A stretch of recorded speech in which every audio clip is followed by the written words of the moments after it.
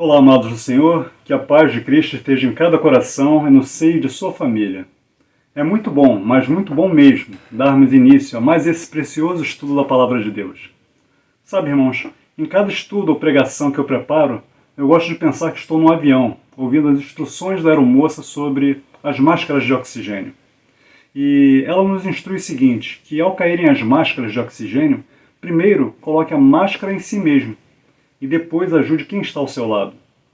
O que eu quero dizer com isso é que esse oxigênio, esse estudo da palavra, primeiramente servirá para mim mesmo, será aplicado primeiro em minha vida para que eu possa então ajudar o próximo. Então a minha oração é que esse estudo seja oxigênio para a sua alma e que tenha aplicação prática em sua vida. Mas pegue papel e caneta e tome nota, porque o nosso estudo de hoje conversaremos sobre oração e unidade.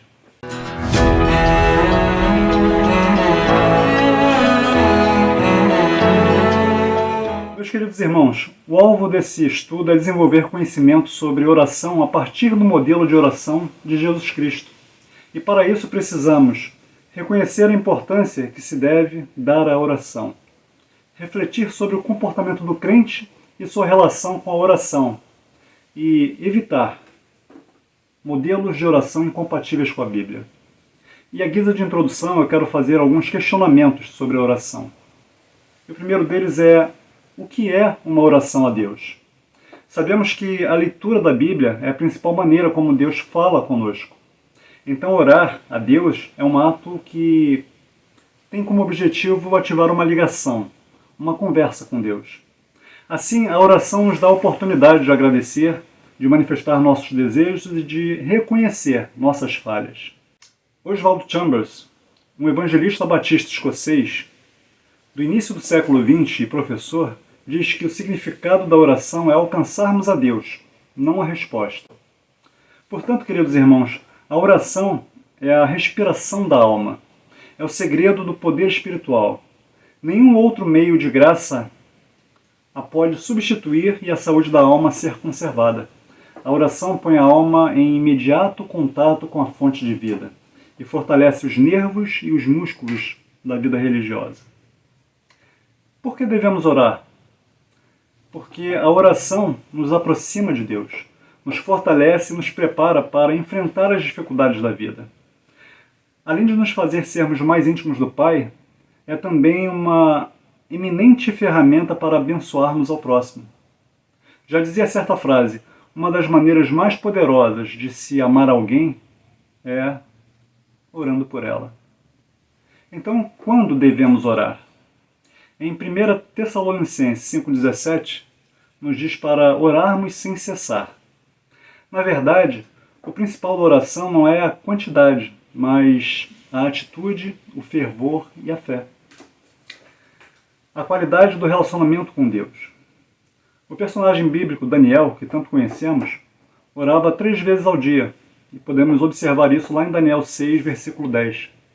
O ponto em questão não é quantas vezes oramos, mas sim se vivemos diante da presença de Deus em comunhão aberta com Ele.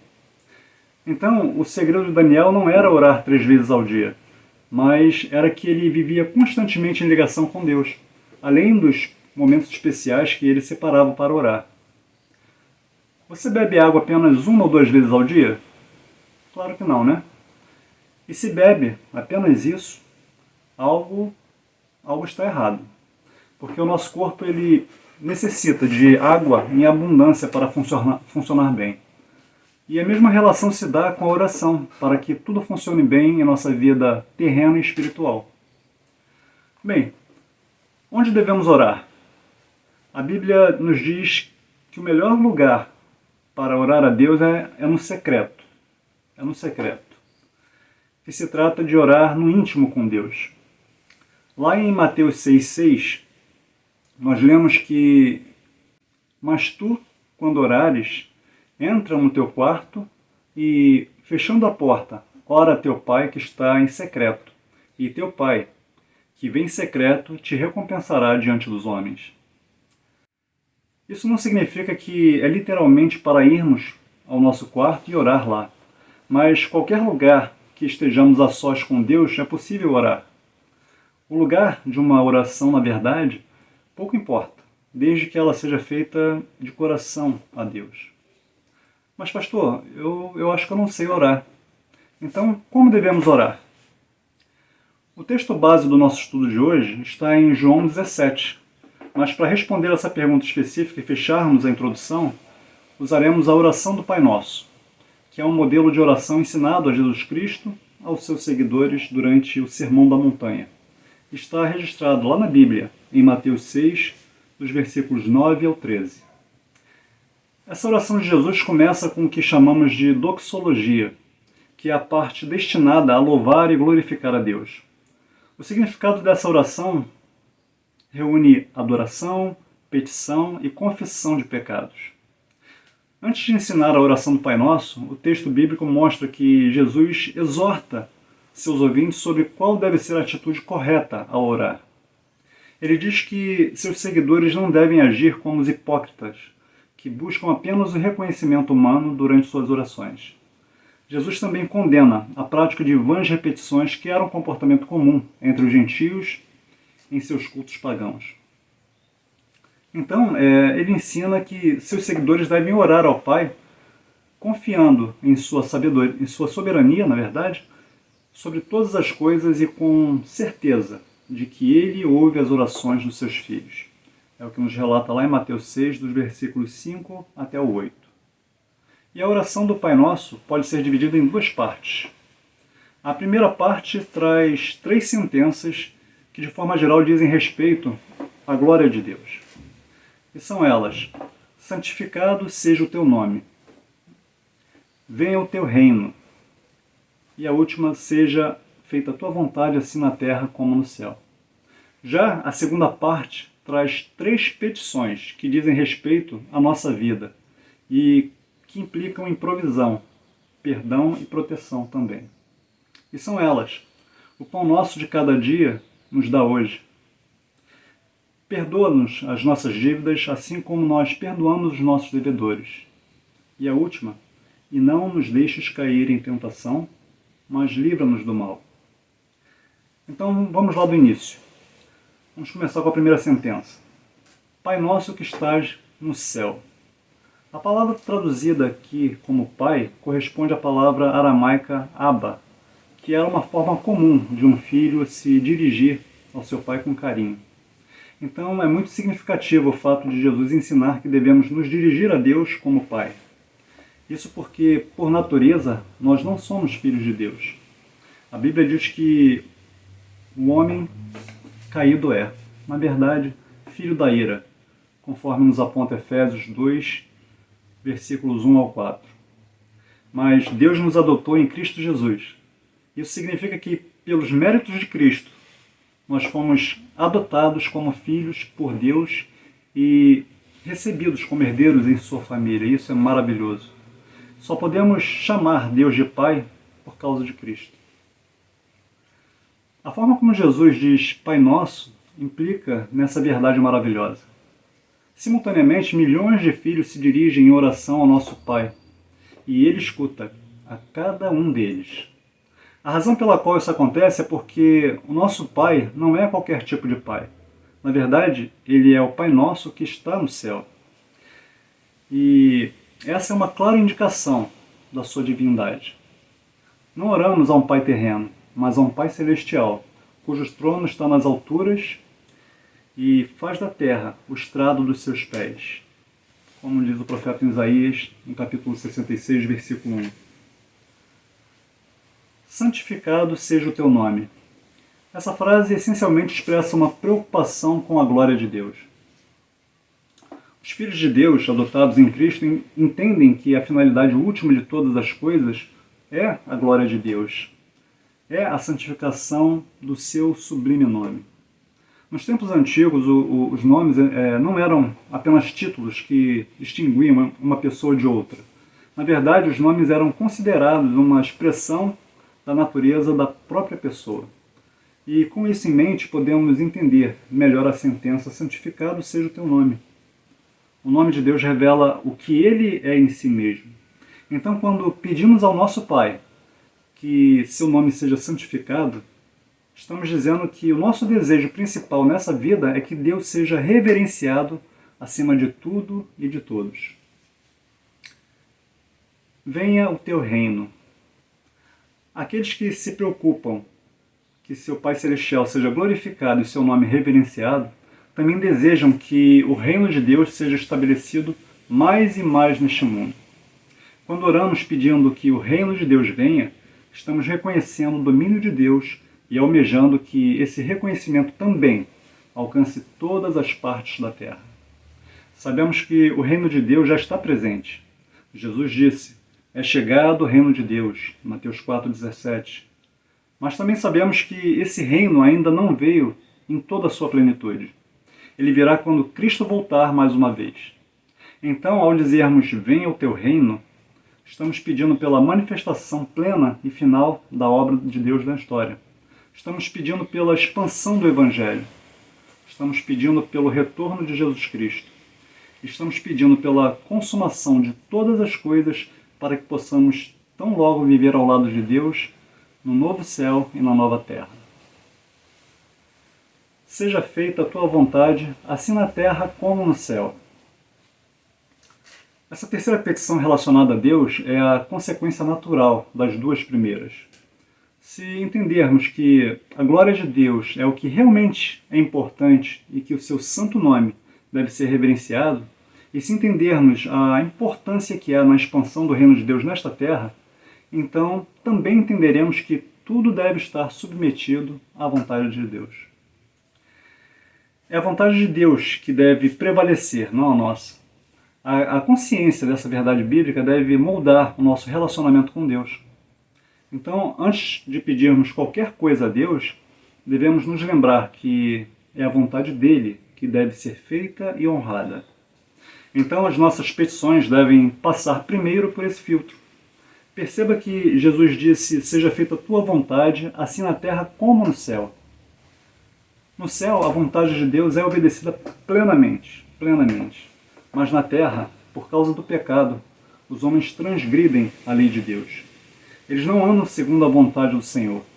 Porém, quando oramos para que a vontade de Deus seja feita na terra, assim como é feita no céu, estamos pedindo a Deus que seus planos e seus propósitos sejam completamente cumpridos e que ele seja obedecido, reverenciado e glorificado na terra, assim como ele é no céu. O pão nosso de cada dia nos dá hoje. Perceba que somente depois de orarmos pela santificação do nome de Deus, pelo reino de Deus e pelo cumprimento da vontade de Deus, é que devemos orar pelas nossas necessidades diárias. O pão nosso, a que Jesus se refere nessa oração, diz respeito justamente àquilo que é essencial para a nossa sobrevivência física nesta terra. É interessante notar também que Jesus disse: o pão de cada dia nos dá hoje. Isso significa que devemos orar todos os dias apenas pelo pão diário, confiantes de que o futuro pertence a Deus. Assim como foi lá no deserto, lembra? O maná era entregue a cada dia, nem mais nem menos. Então, quando oramos, o pão nosso de cada dia nos dá hoje, estamos pedindo a Deus que ele derrame de sua provisão sobre nós para que possamos ter o necessário para sobrevivermos diariamente nesse mundo. Isso significa que o compromisso da provisão de Deus nesse sentido é simplesmente com as nossas necessidades básicas. É claro que se ele quiser, ele poderá nos dar algo além do pão diário. Mas tudo na verdade, o que passar disso é simplesmente a favor da sua bondade e da sua misericórdia. Perdoa as nossas dívidas, assim como perdoamos os nossos devedores. As dívidas que pedimos para que Deus perdoe não são as dívidas terrenas, não são as nossas contas, mas dívidas espirituais. Essa parte da oração do Pai Nosso é uma confissão dos nossos pecados. Apesar de termos sido redimidos, justificados e regenerados, enquanto estivermos nesta terra, ainda estamos sujeitos ao pecado. É o que nos diz 1 João 1, versículo 10. Sabemos que Cristo pagou todos os nossos pecados na cruz, e louvado seja o seu nome por isso. Entretanto, a Bíblia nos ensina a confessarmos os nossos pecados a Deus para que possamos sentir o conforto de seu perdão através da pessoa de Cristo, conforme nos é apontado em 1 João 1:9 e também em Provérbios 28:13. Mas há algo importante aqui, meus irmãos. Jesus diz que devemos pedir que Deus perdoe nossas dívidas, assim como nós também perdoamos os nossos devedores. Na parábola do credor incompassivo, Jesus ensina que nós perdoamos porque fomos perdoados.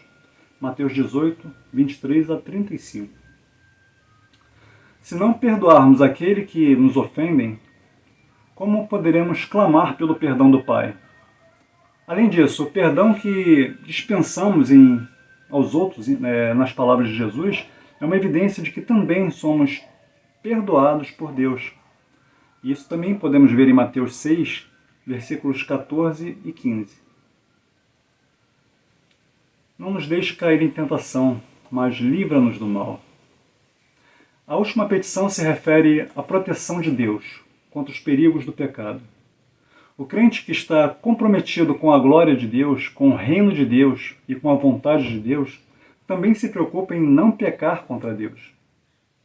Quando oramos para que Deus não nos deixe cair em tentação, mas que nos livre do mal, basicamente estamos confessando que o alvo da nossa confiança, para que Deus possa andar, para que possamos andar em santidade,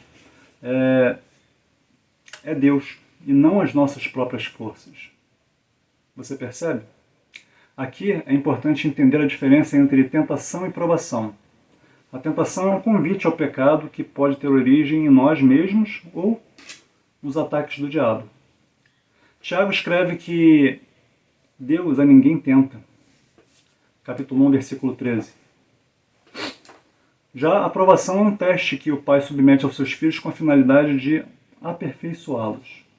Então, muitas vezes, as provações podem nos deixar expostos aos ataques de Satanás. A história de Jó é um exemplo muito claro disso. Mas a boa notícia é que Deus promete que jamais seremos submetidos a uma prova além do que possamos suportar. Isso está lá em 1 Coríntios 10, 13. Muito bem. Pois teu é o reino, o poder e a glória para sempre. Amém.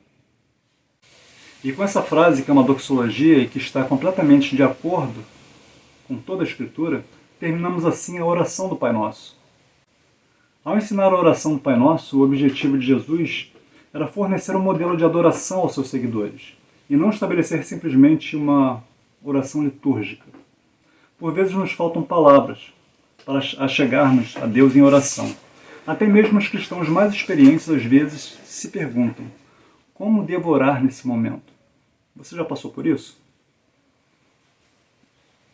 A oração do Pai Nosso é a resposta definitiva a qualquer questionamento nesse sentido. Por isso, o correto é que oremos a oração do Pai Nosso aplicando-a à nossa realidade. Em outras palavras, devemos usar a oração do Pai Nosso como se fosse uma matriz para as nossas orações. Uma matriz, uma base, uma referência. Devemos tomar a oração do Pai Nosso e entender que as orações devem, em primeiro lugar, adorar a Deus em petição por sua glória, seu reino e a sua vontade. Então, só depois, devemos clamar por nossas necessidades físicas e espirituais e confessar os nossos pecados.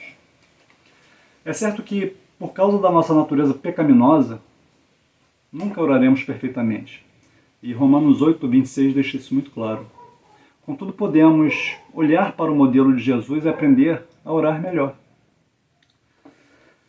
Todo o capítulo 17 do Evangelho de João, que é justamente o texto base desse estudo, é uma oração de Jesus também conhecida como oração sacerdotal. Aqui há muitas revelações profundas sobre os propósitos de Deus para Jesus, para os apóstolos e para os que creem em Cristo. O conteúdo dessa oração, que entenderemos agora, demonstra 3 aspectos distintos. Primeiro, que Jesus orou por si mesmo, onde veremos um pouco mais sobre doxologia. Jesus orou por seus discípulos, e aqui falaremos sobre intercessão. E por fim, Jesus orou por sua igreja. Abordaremos a questão da súplica. Então, vamos para o primeiro ponto. Jesus orou por si mesmo. Assim como na oração do Pai Nosso, essa parte inicial da oração de Jesus em João 17 é uma doxologia. Vejamos então nas Escrituras os versículos 1 ao 5. Jesus falou assim, e levantando seus olhos ao céu, e disse: Pai, é chegada a hora. Glorifica o teu Filho, para que também o teu Filho te glorifique a ti.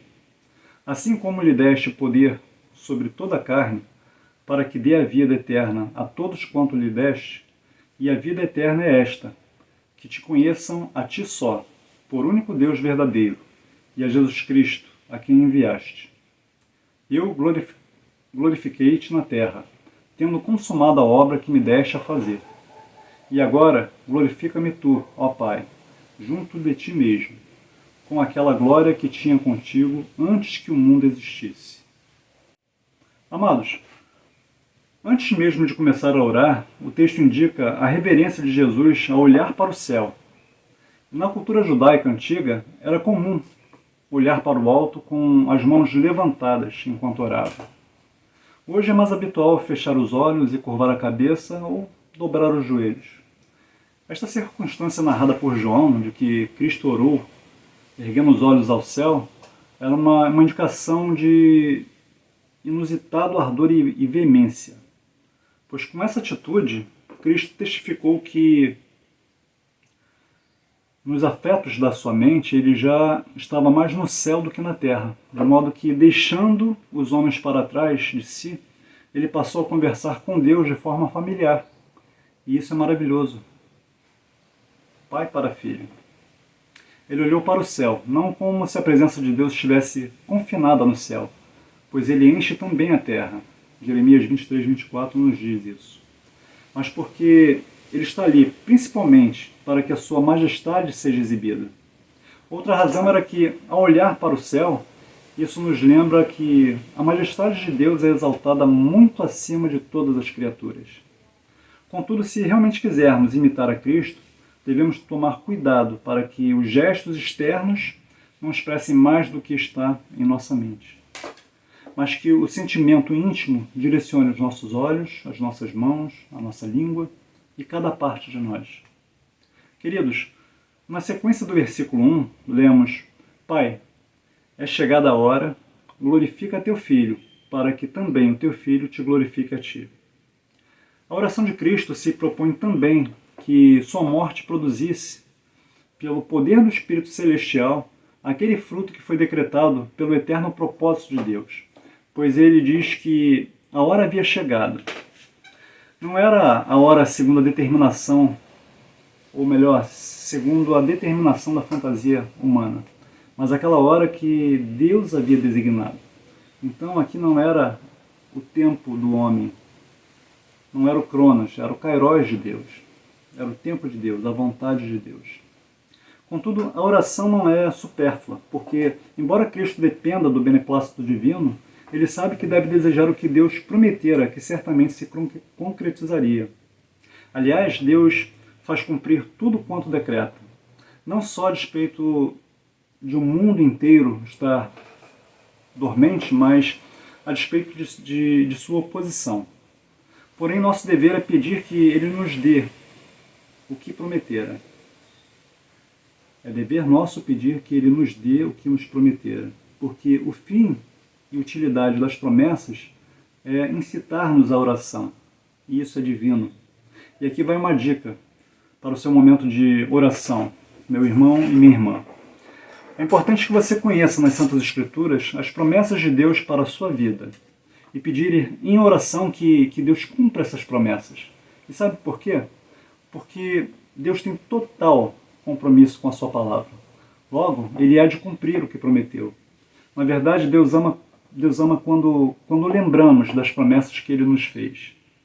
Então fica essa dica para o seu momento de oração.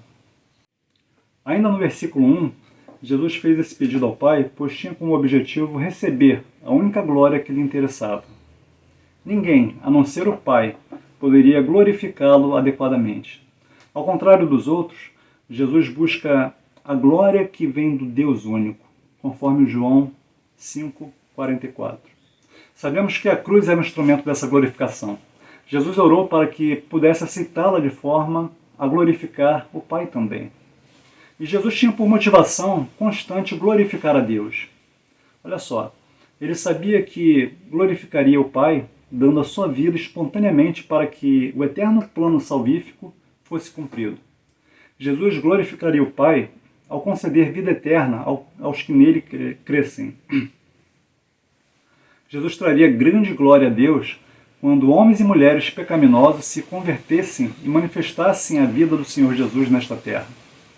Jesus glorificaria o Pai, cumprindo o plano e oferecendo-se como Cordeiro de Deus que tira o pecado do mundo, conforme João 1,29.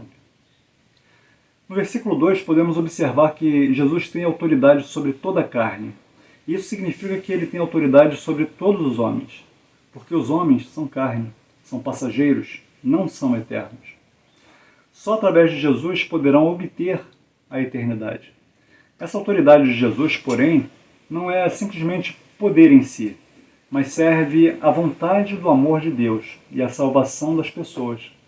Jesus a possui para que conceda vida eterna a todos os que lhe foram dados pelo Pai. E aqui, novamente, transparece a ideia da eleição para nós tão difícil de entender, conforme João 6,37. Mas o verdadeiro teor, mesmo que complicado para nós, mostra com mais clareza que se trata de uma seleção de pessoas às quais é concedida uma dádiva inaudita. Essa dádiva de vida eterna, no entanto, somente vem aos eleitos pelo fato de que o Filho de Deus se deixa transformar em pecado na cruz. João 3,15 vai nos dizer isso. E louvado seja o seu nome por isso. E a vida eterna é esta, que te conheçam a ti só, por único Deus verdadeiro, e a Jesus Cristo, a quem enviaste, conforme nos aponta o versículo 3. Amados, vida eterna é conhecer a Deus e conhecer a Jesus. Esse conhecimento deve ser experimental, vivencial, tem que ser prático. O conhecimento de Deus e de Jesus precisa ser bem entendido, pois uma coisa é conhecer a respeito de Deus, outra bem diferente é conhecer Deus. O ateu diz que não há Deus para se conhecer. O agnóstico diz que se há Deus, ele não pode ser conhecido. Mas Paulo encontrou Deus na pessoa de Jesus e entendeu que o homem não pode conhecer nem a si mesmo sem o verdadeiro conhecimento de Deus. Que coisa linda! Que coisa linda! O conhecimento de Deus é a própria essência da vida eterna. Conhecer a Deus pessoalmente é salvação, conforme João 17,3. Conhecer a Deus progressivamente é santificação, conforme Oséias 6,3. Conhecê-lo perfeitamente é glorificação, conforme 1 Coríntios 13, de 9 a 12. E eu te pergunto, em que nível você se encontra em relação ao conhecimento de Deus? Nesses 5 versos introdutórios, temos o pedido ao Pai, para que ele, Jesus, fosse glorificado, uma vez que tinha glorificado o Pai em sua vida e em seu ministério praticamente consumado. Jesus seria glorificado através da cruz, e isso implicava na nossa salvação. Na obra da cruz reside a nossa salvação, porque só Jesus tem o poder de dar a vida eterna a todos quantos o Pai lhe dá. A vida eterna é o conhecimento experimental, é o conhecimento vivencial, é o relacionamento com o Pai que foi revelado pelo Filho e com o Filho que revelou o Pai. Então, amados, ao orar, pedindo para ser glorificado, Jesus estava pedindo ao Pai que todo o plano para a redenção do homem fosse realizado. Jesus estava dando-se voluntariamente. O Pai, então, aceitaria o seu sacrifício em nosso favor. O Espírito Santo aplicaria essa salvação a todos os que crescem. A glória divina era a cruz. Jesus sabia que no caminho da sua glorificação estava a cruz. Na cruz de glória se demonstrou todo o grande amor de Deus por nós. Você já aceitou esse amor? Você tem andado nesse amor? Agradeçamos a Deus por seu amor colocado à nossa disposição. Nossa oração deve ser regida pelo modelo que Cristo apresentou, doxológico. Orar enaltecendo Deus pelo fato de Ele ter providenciado a salvação pela cruz. E isso é mais do que motivo suficiente para Ele ser louvado, exaltado e glorificado. Jesus orou por seus discípulos. Prosseguindo para a segunda parte do nosso estudo, continuemos com a leitura do nosso texto base nos versículos 6 ao 9. Manifestei o teu nome aos homens que do mundo me deste. Eram teus e tu meus destes, e guardaram a tua palavra. Agora já têm conhecido que tudo quanto me deste provém de ti, porque lhes dei a palavra que tu me deste, e eles as receberam, e têm verdadeiramente conhecido que sai de ti, e creram que me enviaste. Eu rogo por eles, não rogo pelo mundo, mas por aqueles que me deste, porque são teus. E todas as minhas coisas são tuas, e as tuas coisas são minhas, e neles sou glorificado. E eu já não estou mais no mundo, mas eles estão no mundo, e eu vou para ti. Pai Santo, guarda em teu nome aqueles que me deste, para que sejam um, assim como nós. Estando eu com eles no mundo, guardava-os em teu nome. Tenho guardado aqueles que tu me deste, e nenhum deles se perdeu, senão o filho da perdição, para que a Escritura se cumprisse. Mas agora vou para ti, e digo isto no mundo, para que tenham a minha alegria completa em si mesmos. Dê-lhes a tua palavra, e o mundo os odiou, porque não são do mundo, assim como eu não sou do mundo. Não peço que os tire do mundo, mas que os livres do mal. Não são do mundo, como eu do mundo não sou. Santifica-os na tua verdade. A tua palavra é a verdade. Assim como tu me enviaste ao mundo, também eu os enviei ao mundo. E por eles me santifico a mim mesmo, para que também eles sejam santificados na verdade. Meus amados irmãos, nos versículos 6 a 8, Jesus orou apresentando os discípulos. E quem eram os discípulos? Segundo as palavras do próprio Senhor, eles eram os homens que foram dados pelo Pai ao Filho. Eram do Pai, por serem criaturas de Deus. Mas nesse detalhe percebemos a iniciativa do Filho em escolhê-los, conforme João 15:19, conforme os relatos dos 3 evangelhos sinóticos, Mateus 10, de 1 a 4, Marcos 3, de 13 a 19 e Lucas 6, de 12 a 16.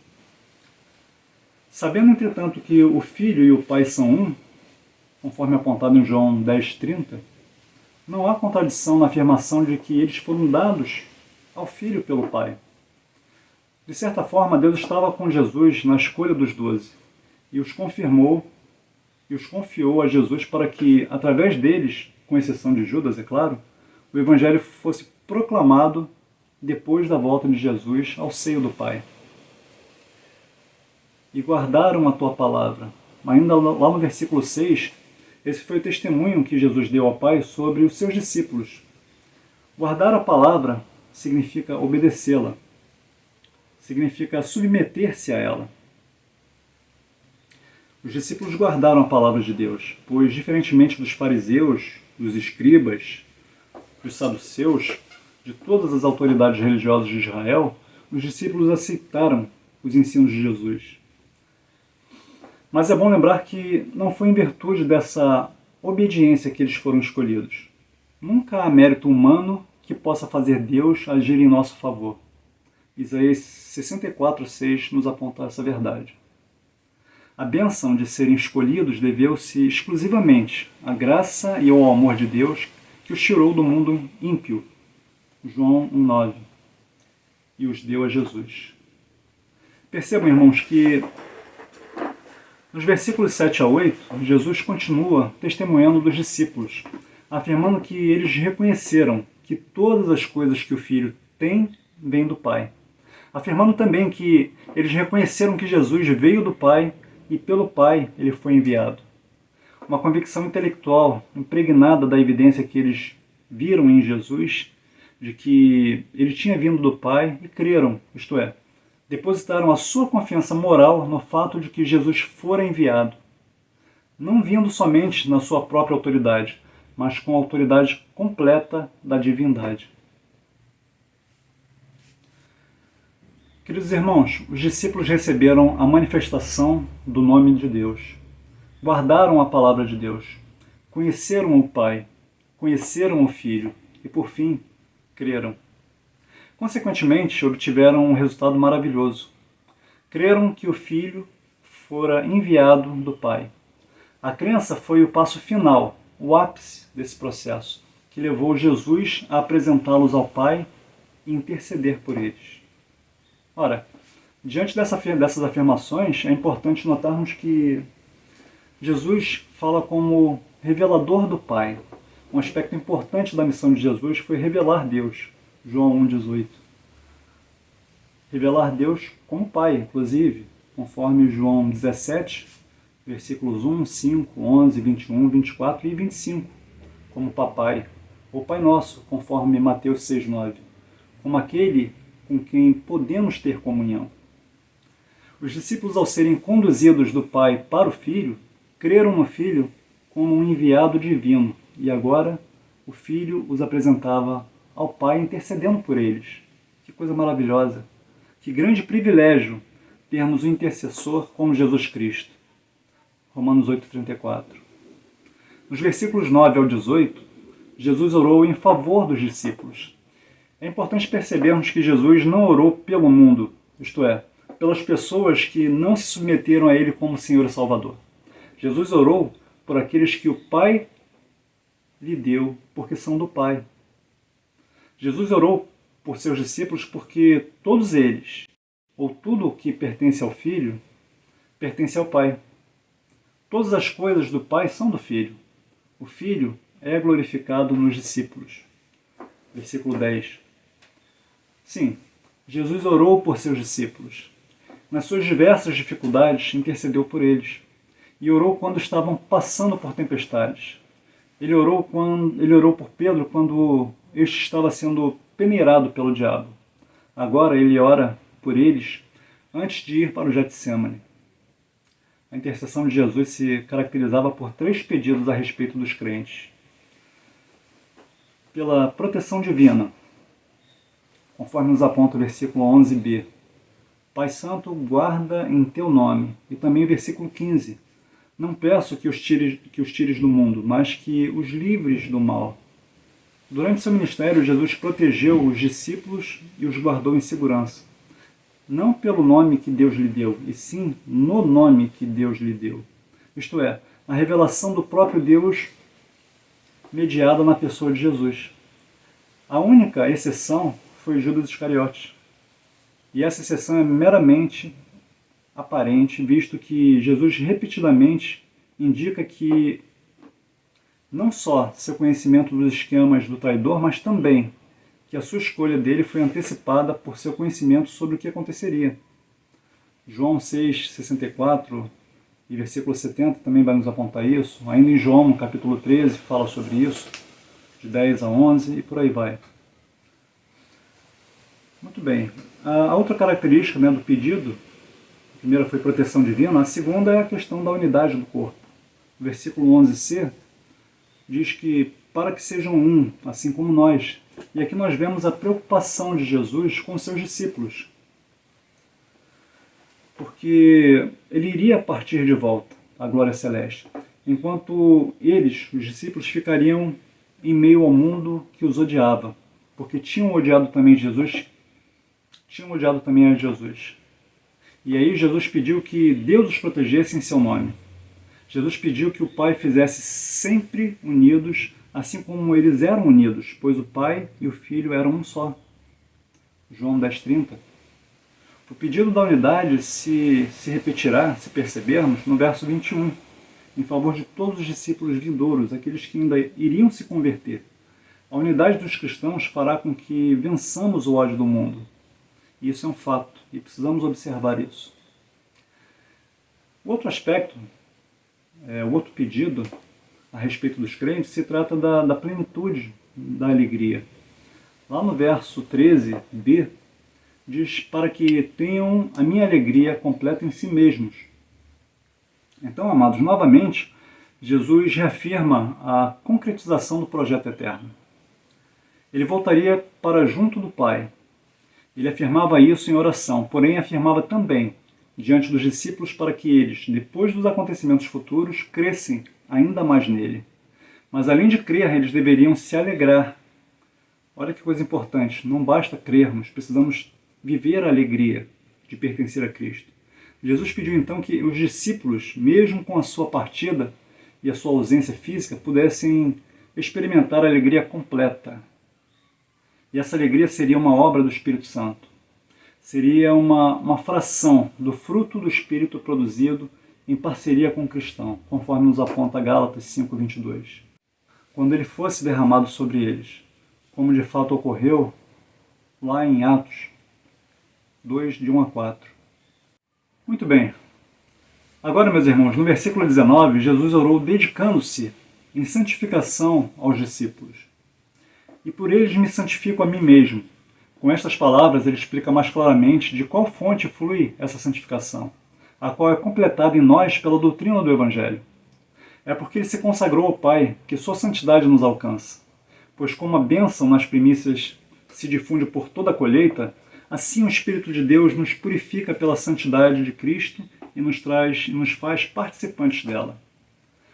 Tampouco isso só é feito por imputação, pois nesse aspecto lemos que ele se fez nossa justiça. Ele se fez nossa justiça. Mas ainda lemos que ele se fez também a nossa santificação. 1 Coríntios 1:30. Porque ele, por assim dizer, nos apresentou a seu Pai em sua própria pessoa, para que sejamos renovados para a verdadeira santidade por meio do seu Espírito. Além disso, ainda que essa santificação pertença a toda a vida de Cristo, contudo, a ilustração mais elevada dela foi dada no sacrifício da sua morte, pois então ele demonstrou ser o verdadeiro sumo sacerdote, por consagrar o templo, o altar, todos os vasos e o povo, pelo poder do seu Espírito.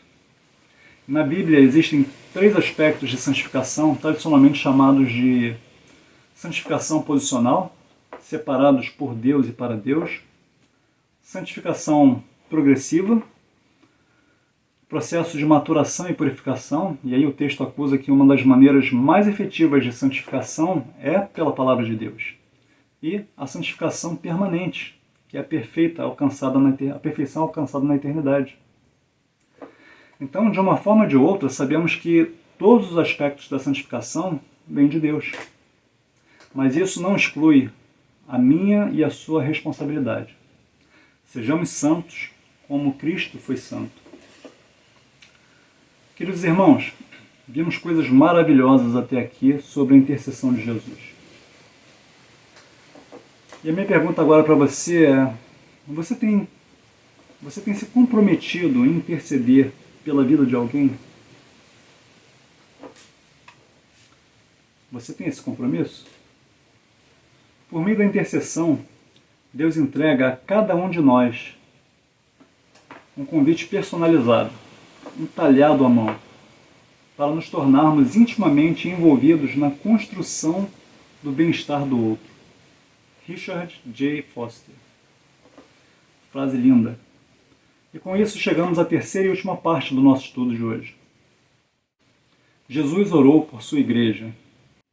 Voltando ao nosso texto base, dos versículos 20 ao 24, lemos o seguinte: E não rogo somente por estes, mas também por aqueles que pela tua palavra hão de crer em mim, para que todos sejam um, como tu, ó Pai, o és em mim, e eu em ti, que também eles sejam um em nós, para que o mundo creia que tu me enviaste. E eu dei-lhes a glória que a mim me deste, para que seja um, como nós somos um, eu neles e tu em mim, para que eles sejam perfeitos em unidade, e para que o mundo conheça que tu me enviaste a mim, e que os tem amado a eles como me tens amado a mim. Pai, aqueles que me deste, quero que, onde eu estiver, também eles estejam comigo, para que vejam a minha glória que me deste, porque tu me amaste antes da fundação do mundo. Amados irmãos, depois de Jesus ter orado em seu próprio favor, conforme acabamos de ler, depois de ter orado em favor dos seus discípulos, que ele mesmo escolhera para estarem com ele, agora ele ora em favor dos futuros discípulos, que irão vir à fé por meio da missão dos discípulos por quem Jesus acaba de orar, antecipando assim o sucesso deles na proclamação do Evangelho, mesmo diante da oposição do mundo. Jesus orou por todos aqueles que se agregariam e formariam a sua igreja, aqueles que seriam preparados, ou melhor, separados do mundo, por aceitarem a palavra de salvação, a palavra que santifica. Portanto, esses pedidos, conforme o texto, foram feitos em favor daqueles que viriam a crer em Jesus através da palavra, em favor daqueles que compreenderiam e creriam que o Pai enviara o Filho. Consequentemente, nessa parte da oração intercessória de Jesus, estávamos todos incluídos nessa oração. Nós que cremos em Jesus, eu, você que me assiste, você que ainda vai aceitar. Todos nós acreditaríamos, teríamos a crença de que Jesus é o Cristo, o Filho de Deus. Eu e você que cremos, estávamos incluídos nessa maravilhosa intercessão sacerdotal. Coisa maravilhosa. Para a sua futura igreja, Jesus foi muito objetivo nos seus pedidos. Ele pediu que todos entre si fossem um. Pediu que todos nós fôssemos um no Pai e no Filho. E pediu que fôssemos aperfeiçoados na unidade. Isso é algo muito importante. Assim como ele se colocou como um novo padrão de amor para os seus discípulos, conforme João 13:34, agora nesse pedido ele estabeleceu um padrão para essa unidade que queria ver em sua igreja. A unidade que Jesus pediu ao Pai para a sua igreja é a unidade que existe no relacionamento com Deus. Olha só que coisa. O relacionamento do Pai com o Filho deve ser o padrão para o relacionamento cristão de todas as épocas. Essa unidade entre os cristãos é o grande apelo que a igreja faz a todas as gerações para que creiam em Jesus Cristo como Senhor, Salvador e Filho de Deus. O mundo que não aceitou a presença, as palavras e os sinais que Jesus fez, está cego. Está cego. Está cego e não é capaz de ver Deus. Esse é um fato. Porém, existe uma maneira palpável para que possa enxergar a Deus. O mundo pode ver, pode observar, pode constatar a existência de Deus através da unidade entre os cristãos. Olha a nossa responsabilidade. O mundo enxerga e percebe os cristãos. E se enxergar o amor, comunhão e unidade, crerá que Deus é amor e se quebrantará esse amor. Porém, se enxergar discórdia, orgulho, ódio, ciúmes e divisões, rejeitará o Evangelho que propõe paz entre os homens, a quem Deus quer bem. Os cristãos e as igrejas que não demonstrarem unidade e amor entre si, os que competem entre si, não podem testificar ao mundo que Deus é amor. A unidade entre os cristãos é o apelo final que podemos fazer ao mundo. Eu vou repetir porque isso é muito importante. A unidade entre os cristãos é o apelo final que podemos fazer ao mundo. Jesus orou por sua igreja. Você pode imaginar que nessa oração você e eu estávamos incluídos? Você consegue imaginar que Jesus sabia da sua e da minha existência? Como é bom estarmos seguros nas mãos desse Senhor. Mas que grande responsabilidade Ele nos deixou. Grande responsabilidade. Ele quer que sejamos um para que o mundo creia nele mesmo. Você tem demonstrado e desenvolvido a unidade com seus irmãos, testemunhando de Jesus ao mundo? Precisamos pensar nisso. Lá no versículo 24, Jesus orou para que todos os seus discípulos contemplem a sua glória. E lá vai nos dizer: Pai, aqueles que me deste, quero que onde eu estiver, também eles estejam comigo, para que vejam a minha glória que me deste, porque tu me amaste antes da fundação do mundo. Mesmo diante da sua hora, que se aproximava rapidamente, mesmo sabendo da grande dor e sofrimento que iria enfrentar por causa dos nossos pecados colocados sobre si, Jesus ainda continuou a sua oração e expressou claramente a sua vontade. Jesus pediu ao Pai para que onde ele estivesse, os discípulos também estivessem. Embora ficasse durante algum tempo ausente fisicamente dos seus discípulos, Jesus queria tê-los novamente consigo, revelando a profundidade do seu amor. Fez esse pedido em favor daqueles que o Pai tinha lhe dado. A motivação e o objetivo do pedido foram expressos de forma clara. Jesus queria que os discípulos vissem a glória que o Pai lhe tinha conferido. Em certo sentido, a morte de um cristão é uma resposta a essa oração. E se reconhecêssemos essa verdade, certamente nossa tristeza seria atenuada quando perdemos algum querido irmão em Cristo, ou algum ente querido que esteja em Cristo. Morrer é estar com Cristo e contemplar a sua glória. Essa glória não é somente a glória da divindade que ele tinha com Deus antes da fundação do mundo. É também a glória que ele adquiriu quando se entregou por nós na cruz do Calvário, tornando-se nosso Salvador e Redentor. É sobre essa glória que Paulo chama a nossa atenção e nos encoraja, dizendo que ela não é comparável com aquilo que venhamos a sofrer nesse mundo. Porque para mim, tenho por certo que os sofrimentos do tempo presente não podem ser comparados com a glória a ser revelada em nós. Romanos 8,18. Se agora já desfrutamos de grande alegria por pertencermos ao Filho e ao Pai, se no presente já nos regozijamos por sermos amados pelo Pai e pelo Filho, imagine quanto mais nos alegraremos quando estivermos na glória eterna com Ele, usufruindo desse presente de sermos como Ele é, conforme 1 João 3, de 1 a 3. Será que estamos dispostos a enfrentar as dificuldades e o ódio do mundo, sabendo que um dia desfrutaremos para sempre dessa glória celeste? Meus queridos irmãos, os versículos 25 e 26 são a conclusão da oração de Jesus e também deste estudo, onde lemos o seguinte: Pai justo, o mundo não te conheceu, mas eu te conheci, e estes conheceram que tu me enviaste a mim. E eu lhes fiz conhecer o teu nome, e lhe farei conhecer mais, para que o amor com que me tens amado esteja neles, e eu neles esteja. Nesses versos finais da sua oração, é possível percebermos que Jesus contrastou o fato do mundo não conhecer o Pai. Porém, ele, o Filho, conhece o Pai como o Deus justo. Enquanto o mundo é incrédulo e injusto, tendo sido injusto com ele mesmo, o Pai é justo e, embora rejeite o pecado, ama o pecador de tal maneira que deu seu Filho justo para possibilitar que o mundo seja justificado por ele. Deus é justo por ter enviado Jesus. É justo por ter aprovado a missão de Jesus. É justo por possibilitar aos homens santificarem-se diante dele.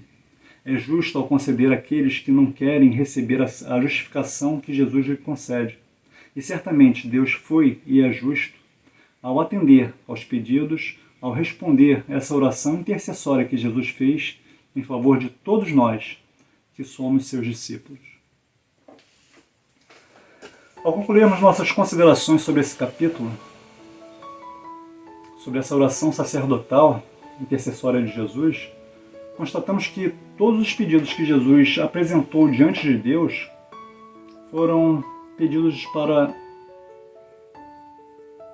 o cumprimento de bênçãos espirituais e celestiais em vez de bênçãos físicas, terrenas e circunstanciais. Ao deixarmos seus discípulos em meio ao mundo que o odiou, que o odiaria, Jesus não pediu por riquezas ou honra. Jesus não pediu para que não tivessem problemas de saúde, nem para que eles fossem reconhecidos como filhos do rei. Jesus não pediu que eles tivessem influência política ou poder autoritário ou hierárquico. Os pedidos de Jesus concentraram-se em pedir ao Pai que os guardasse do mal, que os separasse do mundo, que os capacitasse para a missão, que os mantivesse unidos e os levasse salvos para o céu. A prosperidade da alma é a melhor prosperidade. Os cristãos verdadeiros têm a presença marcante do Espírito Santo em suas vidas, confirmando-os como discípulos de Cristo. Você já tem usufruído das bênçãos que Jesus pediu ao Pai e que Ele generosa e graciosamente concede aos seus verdadeiros discípulos? Você tem usufruído disso? Meus amados irmãos, eu termino o nosso estudo de hoje deixando mais 2 pensamentos para a nossa reflexão. Não é verdade que a oração muda as coisas, pois a oração muda a mim. Enquanto sou transformado, eu mudo as coisas. Portanto, não cabe a mim pedir a Deus que faça aquilo para o qual fui criado. Oswald Chambers. O pastor e escritor sul-africano Andrew Murray disse: Jesus nunca ensinou seus discípulos a pregar, mas sim a orar. Saber falar com Deus excede a competência humana de falar com homens. Que o Senhor abençoe ricamente você e a sua família. Até a próxima oportunidade para mais um precioso estudo da Palavra de Deus.